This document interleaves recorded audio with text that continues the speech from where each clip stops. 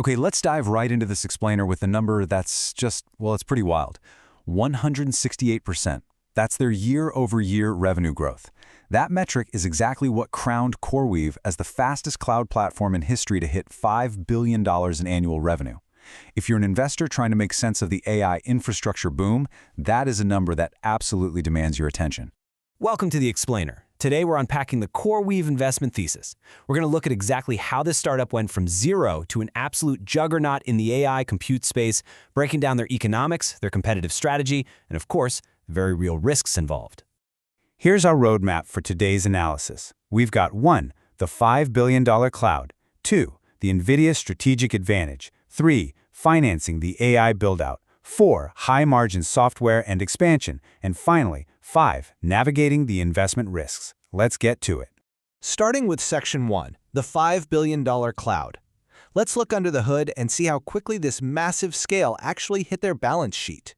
Take a look at this trajectory. They went from roughly $229 million in 2023 to $1.9 billion in 2024 to a massive $5.1 billion in 2025. I mean, you almost never see that kind of top-line explosion, even in pure software, let alone in a heavily physical, capital-intensive infrastructure business. And, as their CEO Michael Introtter points out, this was by design. They literally started this company in a New Jersey garage, taking a totally clean slate approach. They saw the writing on the wall early, that traditional general-purpose compute was going to completely bottleneck AI. So they built specifically for the massive parallel computation that AI workloads absolutely demand. Moving on to Section 2, the NVIDIA strategic advantage. We need to look at their technological moat here. Because how does a newer player actually beat out the trillion-dollar legacy hyperscalers like AWS or Azure? Well, the general-purpose clouds just weren't built for this kind of heat, literally and figuratively. CoreWeave offers a totally AI-native stack.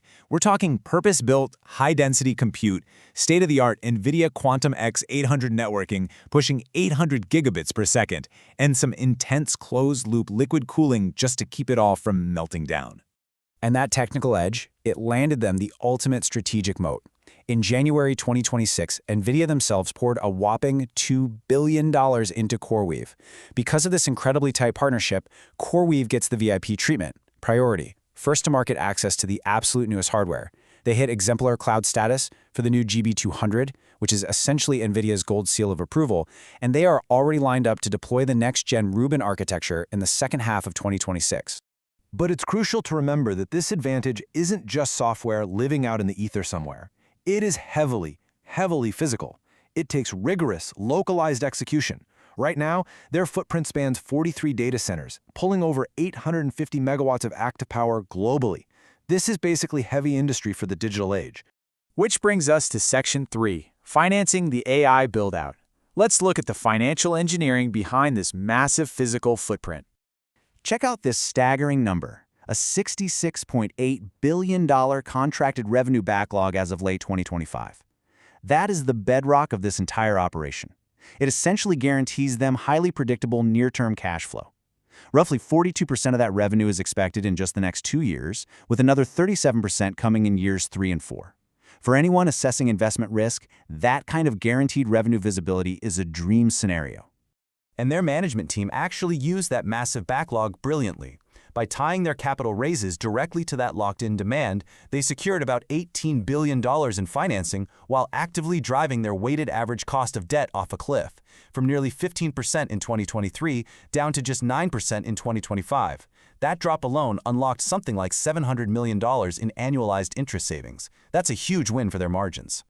Now let's dive into Section 4. High-margin software and expansion, because there's a lot more going on here than just renting out GPUs. They're aggressively expanding, obviously, like with their $9 billion all-stock acquisition of Core Scientific. But for the risk-conscious investor, the really interesting part is how they're de-risking the pipeline. They grew their customer base by 150% this past year, and remarkably, no single customer accounts for more than 35% of their backlog anymore. Just to put that into perspective, that number used to be 85%, so way less concentration risk. Management actually has a very specific 3-step roadmap to scale up their profitability. Step 1 is just normalizing their base contribution margins into the mid-20s.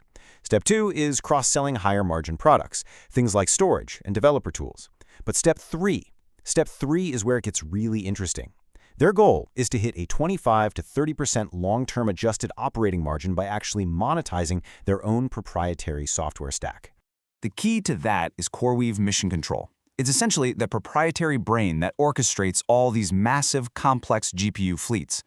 By validating this software to run within NVIDIA's reference architecture, CoreWeave can actually start licensing Mission Control to other enterprise and government-backed sovereign clouds around the world.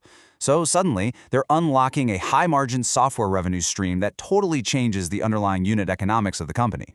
All right, let's sober up a bit in Section 5, Navigating the Investment Risks. We have to look at the objective bear case here.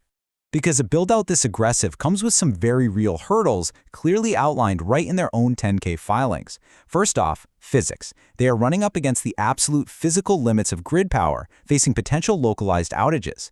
Then there's the supply chain. They're heavily reliant on basically one key supplier, NVIDIA, for those crucial chips. And despite the diversification we just talked about, losing a top-tier customer while carrying the massive debt needed for constant capital expenditures, that is a major operational risk.